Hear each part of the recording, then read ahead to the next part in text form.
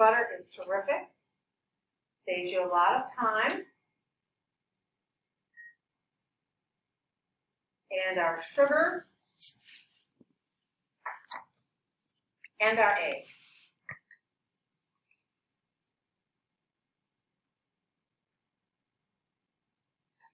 Now a handy mixer.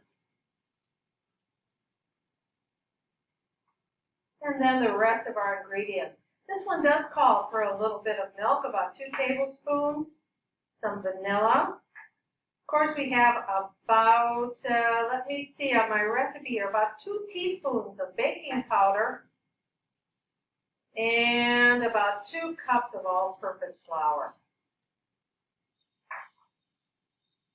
Now, I'm going to mix this up a little bit before I put my mixer on. Other than that, the flour is going to fly all over.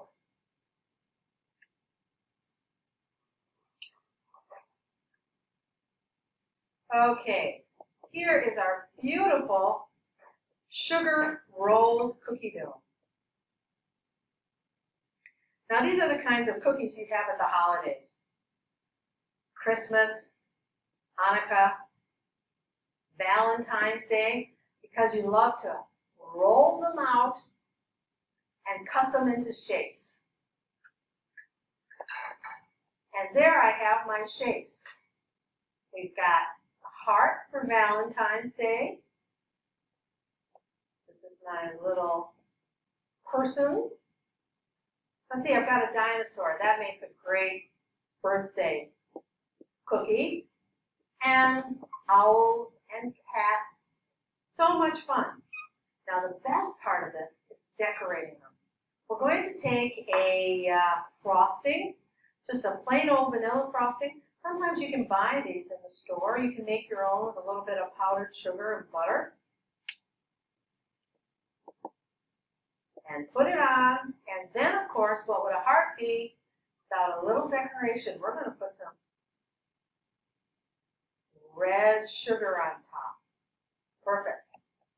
I love it. It's lots of fun. But that takes a lot of time. You have to roll it out. You have to cut it, bake it, decorate it.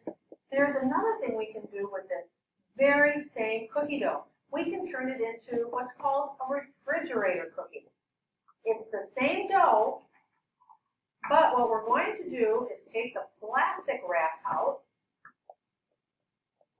We're going to put the cookie dough in, and we're going to roll it into a log.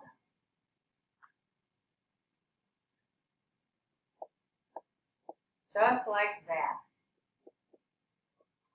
Then we're going to put it into the refrigerator, and when we want hot, fresh cookies, we're going to slice it and bake it. This is a great way to have cookies all week long from one baking session.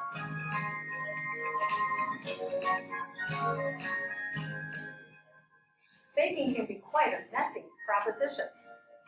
You know, as much as your family loves your home-baked cookies, I would bet they would love you to clean up after yourself just as much.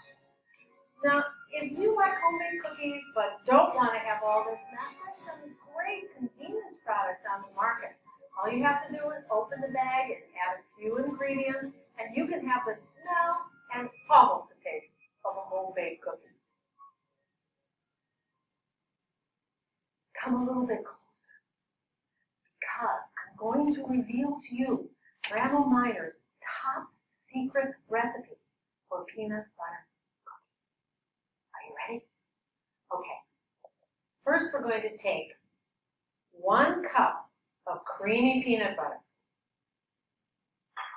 Then we're going to add 1 cup of sugar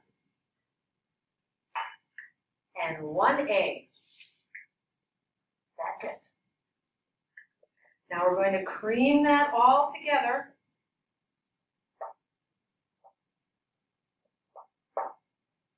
And we are going to have the best peanut butter cookies you ever tasted.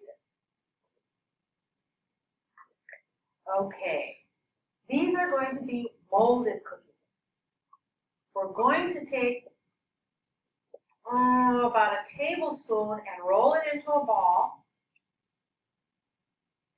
and put it about 2 inches apart on our cookie sheet. And then we're going to mold them. Now these are pretty little molds.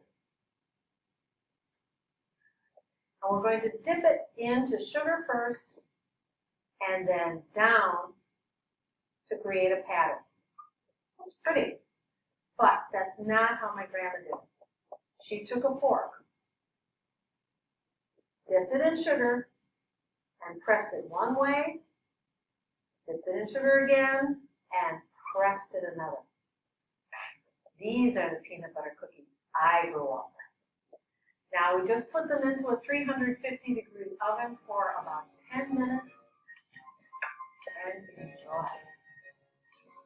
I have to say, looking at all these cookies, I think our chemical experiment is a grand success. We made just about every kind of cookie there is. We've made drop cookies and bar cookies. We've made refrigerated cookies and rolled cutout cookies.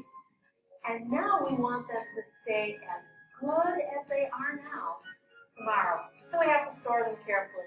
We're going to put the crispy cookies, like the chocolate chips, in a loose container like a cookie jar. And we're going to put the soft cookies, like our peanut butter cookies, in a container with a really tight lid, like this. You know, I think it's time for you to go home and fill up your own. If you put them together, if you put the soft and the crisp cookies together, the crisp cookies will become soft.